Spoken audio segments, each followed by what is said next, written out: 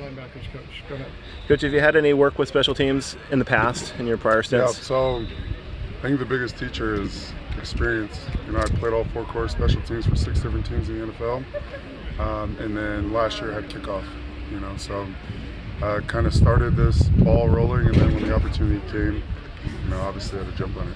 Are there any impressions you have early on of presumed starters, Luckhurst and our Aussie kicker, whose name is skipping my mind right Lucky, now? Yep. So Lucky could be the most talented guy in the country. You know, with him it's about consistency.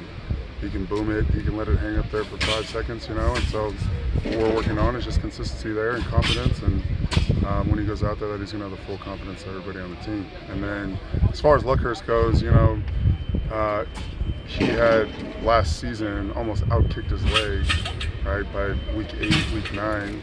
And so, you know, understanding what that entails of being a second-year player over here and doing, you know, handling kickoffs and field goals and that stuff, we have a good picture of what, you know, it's going to look like and what we want it to look like this season. You said he outkicked his leg? Yeah. What does that mean? Just overexerted it. You know, he kicked a bunch, and a lot of that was being a young freshman and then, you know, a young coach as far as kickoff goes.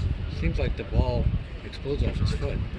Yeah, I give credit to that to our weight room staff. Obviously, he's been in the weight room, but then you expect big jumps from a first-year player to a second-year player, especially a specialist where you have all this pressure and stuff on you, but you get acclimated to college life and things become normal instead of brand new. And so I think he's just getting more comfortable. You've got a couple of important starters back there fielding punts and the 2 number 3s and Williams and Hunter. Is there any concern at all about keeping those guys healthy, especially if you have some other viable options that can return? Yeah, we're going to put the best guys out there. You know, we want the ball, we want to score, we want to, you know, create explosive plays. Just Deshaun Jackson was back here returning punts, and he could do it in the NFL and could do it here. So it's not so much about that as it is, you know, their player load and how they feel going into the punt or the kickoff, right? And we have Coach AT back there and Burrow back there as well, coaching both those positions. So, you know, there isn't a better guy to have than your actual position coach. So. How much do you want to get Jaden involved, especially?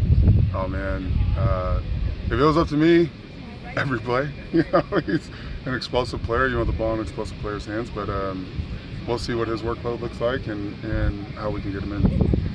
Now, you're not just a special teams coach, you're outside linebacker coach, and it looks like you've got some good guys working with on the edge. Can you talk a little bit about Miles and David and Xavier and all the guys that are in the depth chart? Yeah, I think the biggest thing about this season compared to last season is there's real competition. Each one of those guys could play. You know, each one of those guys could start for another team.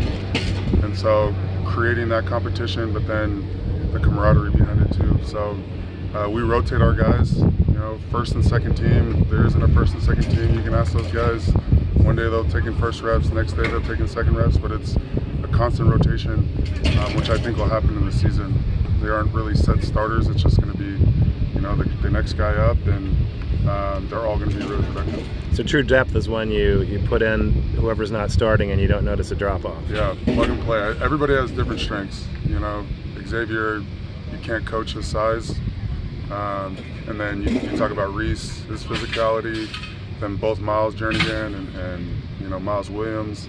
They're really athletic. They're kind of the prototypical outside edge guy as far as height and size, or height and weight, and they can do a lot of stuff in coverage. So we got a you know, good group, good solid group.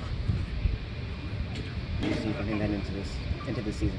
Yeah, just more strength. I think that was the important thing going into the summer, was adding strength. He knows the defense through and through. He was moved right from an inside linebacker to an outside linebacker, so you know, him understanding what it takes to be an outside linebacker and to set edges every play, be able to drop back into coverage. It was more of a weight and strength aspect that I think he did a really good job with this summer.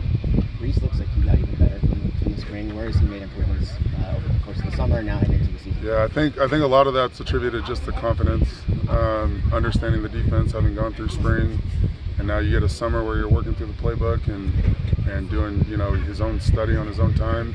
before we come out here, and it's really everything starts to slow down, and you can showcase what he has. But we're excited.